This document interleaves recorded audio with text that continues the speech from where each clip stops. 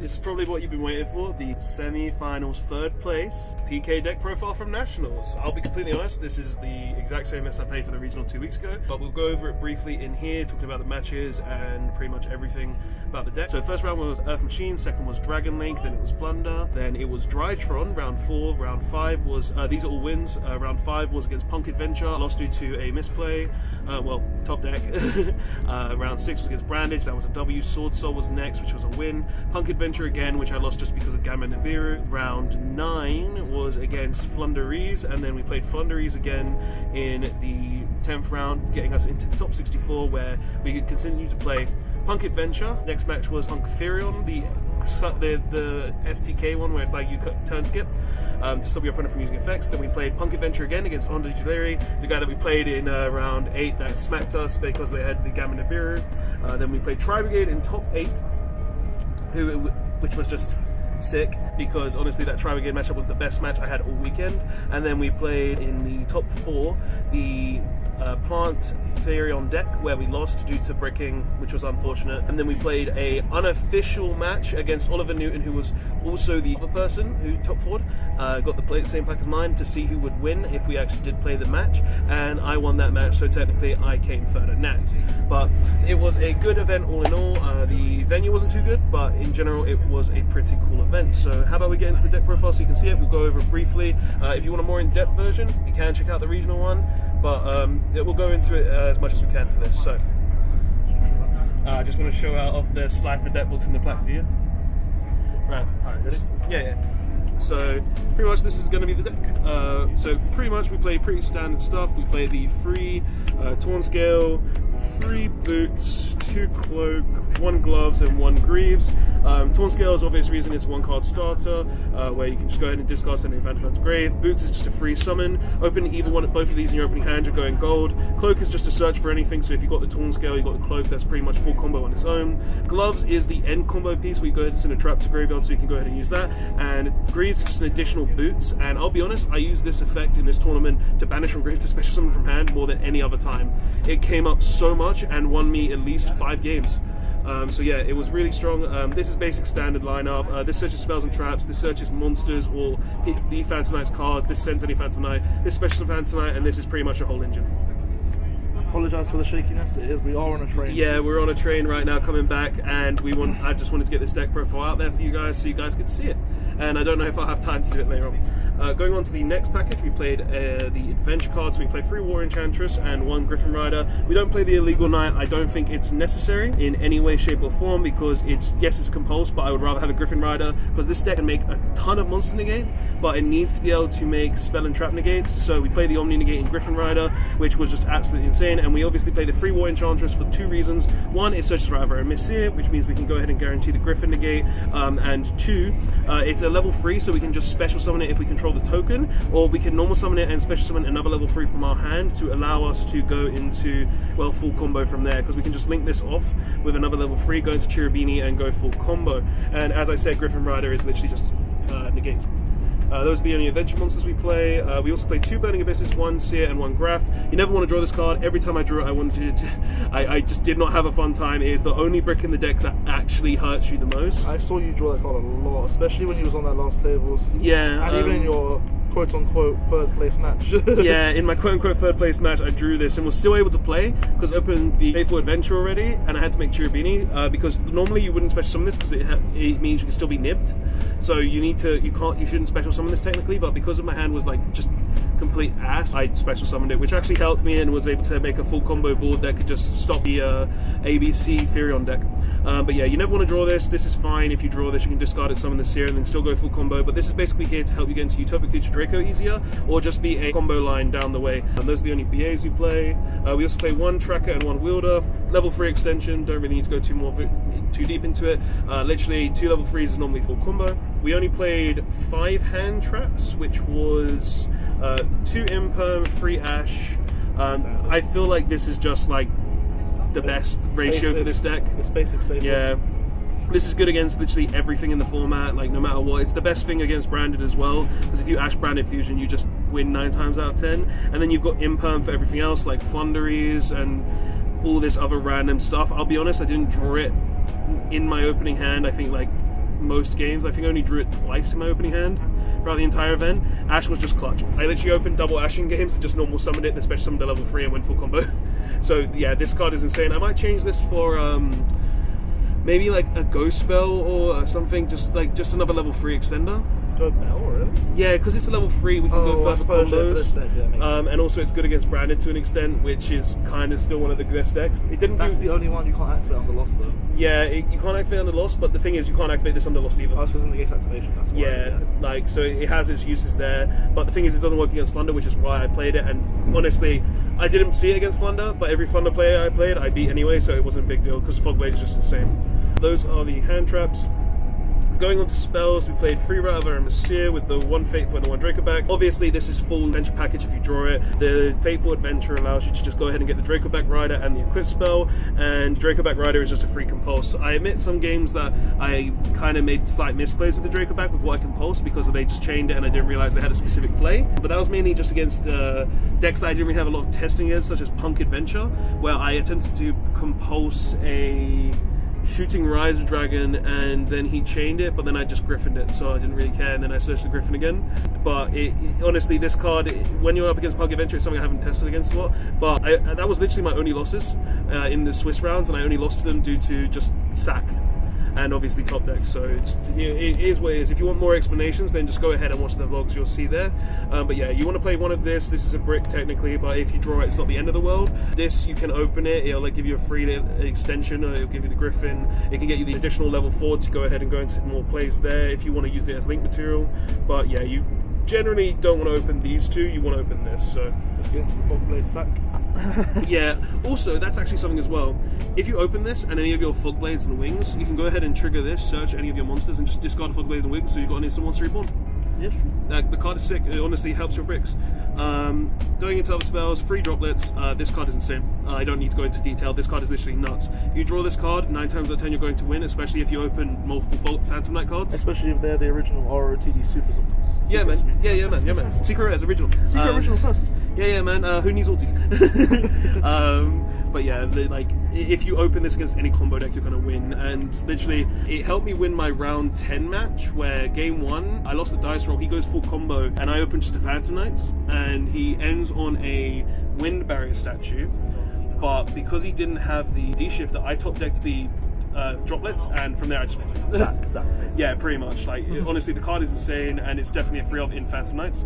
Continuing on though, we play 2 Emergency Teleport. E-Tele is very important in this deck. I would only play out 2 though, because 1, I feel like there's no more space for the 3rd, and 2, we are only playing 2 Psychic Monsters, so I feel like the 2-2 ratio is just perfect.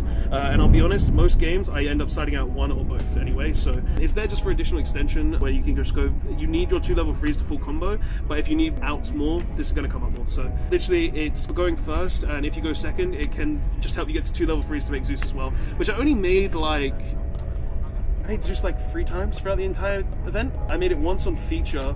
He makes it every game against Beagle. I made it once on feature, and I think 2 other games where it wasn't really relevant because they just had the out anyway.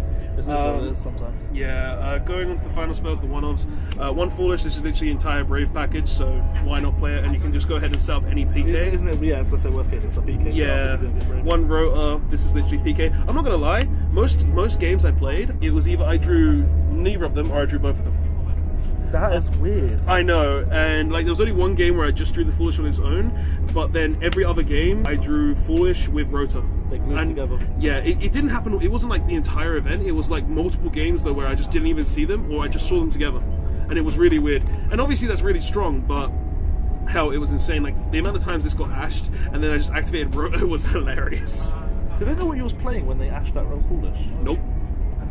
I'm gonna start playing Foolish. People be stupid. Yeah, and then we obviously play Called by the Grave because most busted card of the entire game. Yeah, this card is just insane against so many different decks. It's great against Snow, which actually came in clutch so often against Snow. Good against Cyflock. It's good against Snow. You mean against Branded probably, right? No, Fairy Tail Snow. They played it in P.U.N.K 'Furion. They played it in P.U.N.K 'Furion? Yeah, they played it in P.U.N.K 'Furion. Oh, that's cool. And it actually won me the game because he had to double Snow to be able to stop me from playing, and then I just came back from there. So yeah, this card is just insane against Snow. It's good against Branded when they activate Branded in red. The card is just absolutely insane. Or Banishment. Yeah, and it actually helped me win my top 32 match as well, where I opened a hand where if he interrupted one card, I lost. So he had the Ash, I had to call myself. Yeah, yeah. It is what it is. One rank up spell, we all know this is for Ophion. Ophion is insane, and that video will be unprivated. Yeah, right. Yeah, it will be on private to the original deck list if you want a more in-depth profile. But this one is pretty much just here to make Ophion. You can technically also, if you're up against Flunderies and it's game 1, make Redoer and then get the draw from this. So it does give you that as well because this equips to the Redoer. But 9 times out of 10, this is making Ophion. And then just for final cards in the deck, purple cards, we played 2 Fogblade and 1 Wings. In this deck, you cannot go over 4 when it comes to the spells and traps in this deck. Yeah. It's completely incorrect, and I feel like this is the perfect ratio. You've got the 2 Fog Blades, so if you want to set up double Fog Blade, you have the double Fog Blade, and then you've got the Wings to have the additional Monster Reborn, / a semi-protection if you really think you need it. So you can't discard it or something, you can go ahead and activate it in your opponent's turn, send it to graveyard, boost something, give something a protection, and then have the revival for your opponent's turn to say something back the Break Sword, which did actually come back up, and then I summoned it to a Rusty zone, and then just killed him with killed one of his cards, and he was unable to come back from there. And obviously Fogblade is just Fogblade, it negates your stuff and says I'm going to reborn my good stuff. So, a few questions. Yeah. How many times did you make Ophion throughout this entire event? Before people say, oh, he just went Ophion plus. How many games would you say it actually got to you? 6. 6 times? Out of the whole event, yeah? Maybe a few, maybe 1 or 2 more. But I made it both games against the branded player I played against. Yeah. I made it against the ABC. I was going to make it against Ollie in the final game that we played, but he just scooped. Yeah. Then it was, I made it against Sword Soul and he scooped. I think I made it both games against Sword Soul and he just scooped. And there was, I think there was like one other time against Earth Machines in round 1, and it just made him scoop as well. Like, I can't, because Ophion is like, people think Ophion is everything. It's not. This deck takes a lot of skill, and yes, Ophion is strong and can just win you games, but it's not everything. It really isn't everything, trust me. Like, this deck takes a lot of skill to play. But yeah, like, I probably made it like 6 times max, maybe 1 or 2 more if I'm not mistaken. Like, that was a lot of games, dude. We played over 2 days. Yeah. But going on to extra deck, obviously we're playing the 1 Cherubini, full combo. If you open even the worst level 3s, you're setting a double Fogblade and passing with a Rusty Bud each. Like, seriously, 1 card, double Rusty Bud each is insane. And also this can get your adventure package, this can get into any Phantom Knight, this can give you full combo from pretty much anywhere. Would you call it a major choke point though if it stopped? How are you choking at cost? You just hit it before they get activated, it's not on summon. Hey yo, if you can kill it before that, fair enough. Yeah. But if I'm scared of you popping it, I will literally just set a card and then summon him. Because he can protect himself. Ah, there you go. Yeah, so this card is insane. It's actually nuts. 1 Gloomy, this card was insane against every Flunder player I played who summoned D-shift me. You know why? Because they D-shifted me, I put 2 level 3s on the board, one of them's stuck, I make this, I take his D-shifter, make Rusty Bud each, double Fogblade. That's not bad, actually. And then with whatever else I have, and they just lose. Like, so many of them just lost to that. Like, I would say all 3 of them at least lost 1 game to that. Yeah. Brian did it to me. Brian was the only person who beat me when that happened because he top decked, I believe, to beat that. But every other game won me the game. 1 Rusty, it's insane. This can set up your Fog Blades, this gives you the consistency combo, this lets you pop your Break Sword to allow you to go into the Ophion. This card is an essential piece of the deck. It's also the card that normally leaves on board so you can super poly for Mud Dragon. Ayo, listen, yeah. But yeah, like, this card is insane. It's a pop, it gets you a Phantom Knight engraved, it sets up your Fog Blade. Yeah, there's really no reason not to play this. This card is insane. 1 Nightmare Unicorn, this is literally just here to go into Access Code Talker, which we play as well. It's basically double removal for Access Code, so because we only play Dark Link monsters. You don't have a secret. I had one, but then I sold it.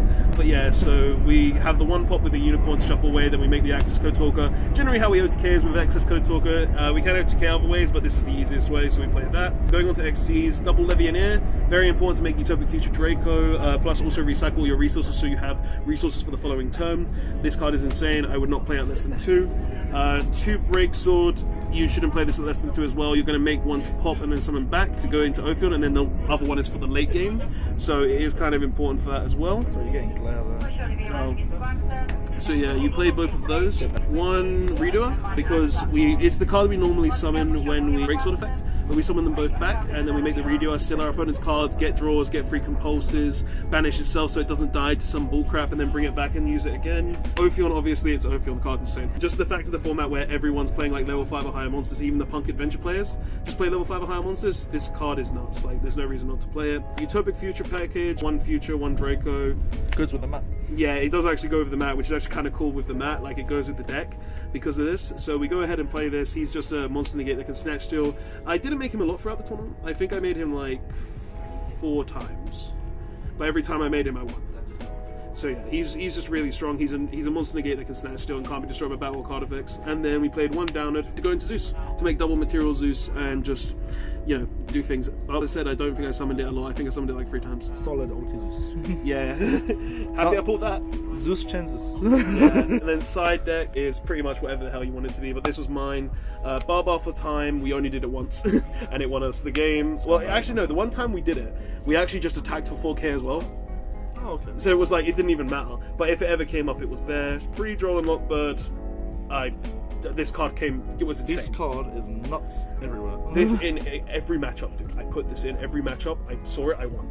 Yep. Yeah, this card is insane in this format. If you're not siding this, I don't think you're playing the game. This is why people think the main this card like exactly. Like, this card is insane. Free Nibiru, this is for general like Sword Soul, Adventure, Punk Furion, just like anything that makes a lot of summons, and then we just go ahead and drop this and either bait their negate or just kill them. Triple Lightning Storm, it's Lightning Storm. I saw it once, and I saw it against Thunderies, against Ryan. Storm do stuff, man. Yeah, it came in clutch there. It helped me essentially clear my opponent's sideboard, but the card is insane. Technically, it's just a board wipe, which is really, really nice. Then we played 2-dimensional Barrier. Because we play Ophion, we don't need to play a 3rd. This wasn't used all weekend, I'm not going to lie.